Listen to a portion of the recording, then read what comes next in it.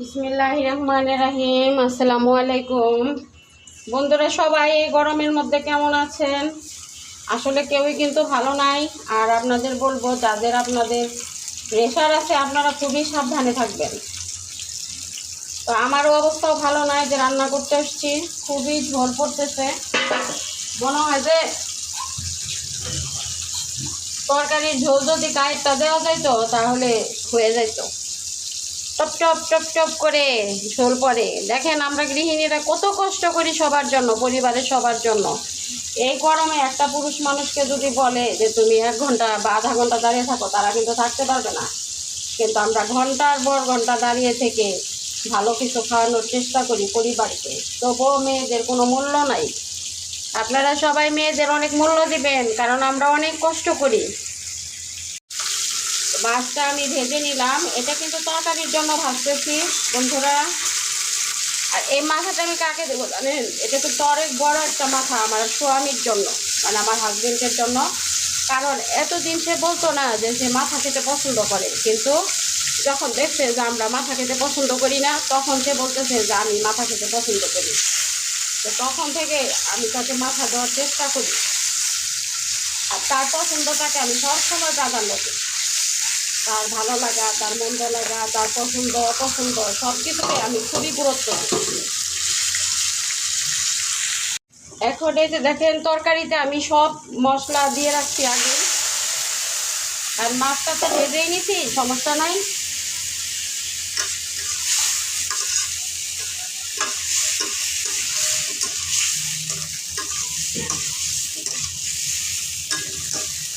এখানে আমি আরেকটু সবজি অ্যাড করবো।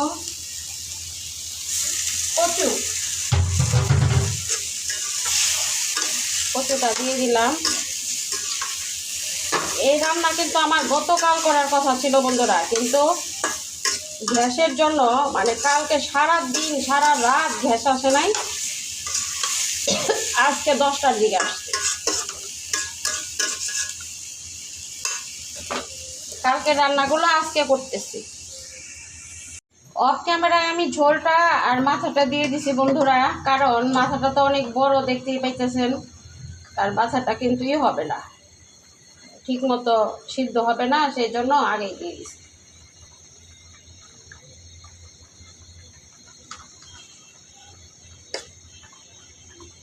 এখন আমি বাকি মাছগুলা দিয়ে দিব। এটা হচ্ছে রুই মাছ।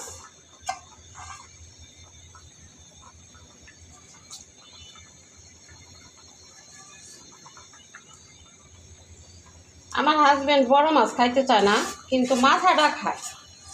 তাও এত বড় মাথা, বলবো যে আমি একা খাইতে পারবো না।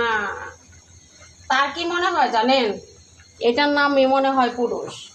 তার মনে হয় যে আমাদের খাওয়াইতে পারলে, মানে তার বাচ্চাদের বা আমাকে খাওয়াইতে পারলে তার খাওয়া হয়ে যায়, তার পেট ভরে যায়, মানে এরকম একটা অবস্থা। কিন্তু তাদের চিন্তাও তো আমাদের করতে হবে। আমি এই জন্য করি কি, তাকে জোর করে করে ধমক দিয়ে দিয়ে খাওয়াই, যে তোমারও তো খাইতে হবে, তোমারও তো শরীর, তোমারও তো পুষ্টির দরকার। তুমি যে শুধু আমাদের চিন্তা করো, তুমি বাইরে পরিশ্রম করো, ইনকাম করো, তোমার পুষ্টির দরকার নাই? আর তোমার আত্মা তোমাকে বরদোয়া দিবে, এই কথা বলে আমি বুঝাই যে তুমি যদি না খাও, তোমার আত্মা বরদোয়া দিবে, খাইতে হবে তোমার। সবাই স্বামীকে ভালোবাসবেন।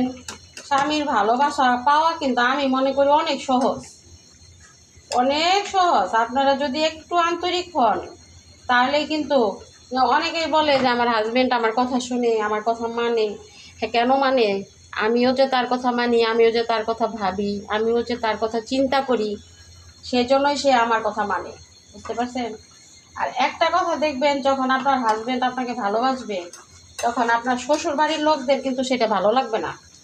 শ্বশুর বাড়ির লোকরা কি চায় জানেন? সেটা সব শ্বশুর বাড়ি না, যেগুলো বেয়াদব শ্বশুর বাড়ি, সেইগুলা চায় যে আপনাকে মারুক, বকুক, তাহলে আর তাদের ভালো লাগবে। কিন্তু আপনাকে ভালোবাসলে, আপনার সাথে বন্ডিং যদি ভালো থাকে, এটা তাদের ভালো লাগবে না। এটা দুর্নাম না, এটা বাস্তবতা। এই তো আমার রান্নার ফাইনাল লুক। আমার রান্নাগুলি কেমন লাগে গো বন্ধু বান্ধবীরা? বন্ধু বলতে কিন্তু সবই বোঝায়, মেয়ে ছেলে সবই বোঝায়, তবুও মজা করে বললাম। আর সবাই স্বামীর যত্ন নেবেন। স্বামী ছাড়া কেউ কিন্তু ভালো থাকতে পারবেন না। স্বামী হলো মাথার বট গাছ, মাথার ছাতা। থাকতে বুঝবেন, হারে বুঝে কোনো লাভ নাই। বেঁচে থাকতে বুঝবেন, বেঁচে থাকতে তার যত্ন নেবেন, তাকে ভালো রাখার চেষ্টা করবেন। কেউ কিছু মনে করবেন না বোনেরা। আমি মনে করি এই যে হার্ট অ্যাটাক করে বা স্ট্রোক করে, হ্যাঁ, যে পুরুষরা, আমার মনে হয় এর জন্য মেয়েরা দায়ী। এই যে গরমে বাইরে থেকে কাজ করে আসার পরে যদি আপনারা ক্যাট ক্যাট ক্যাট ক্যাট ঘ্যাট ঘ্যাট করেন, তখন কিন্তু তার মন মানসিকতা সব দিক থেকে খারাপ থাকবে। আর যখন খারাপ থাকবে তখন কিন্তু তার একটা মানে ভিতরে একটা প্রেশার ক্রিয়েট করবে, আর ওইখান থেকেই কিন্তু মানুষ স্ট্রোক করে। তাই বলবো, দাঁত থাকতে দাঁতের মর্যাদা রাখবেন, বুঝছেন? আপনার হাজবেন্ড যেমনই হোক, সেটা আপনার হাজবেন্ড, সেইটাই মূল্যবান, সেইটাই মহামূল্যবান। মনে করবেন। সবাই ভালো থাকবেন, সুস্থ থাকবেন, নিরাপদে থাকবেন। অন্য কোনো ভিডিওতে আবার দেখা হবে, কথা হবে। বিশেষ করে আপনারা গরমে খুব যত্নে থাকবেন, আর হাজবেন্ড বাইরে থেকে আসলে শরবত দিবেন। সবাই ভালো থাকবেন। অনেক অনেক বকর বকর করলাম, ক্ষমার দৃষ্টিতে দেখবেন। আল্লাহ হাফেজ।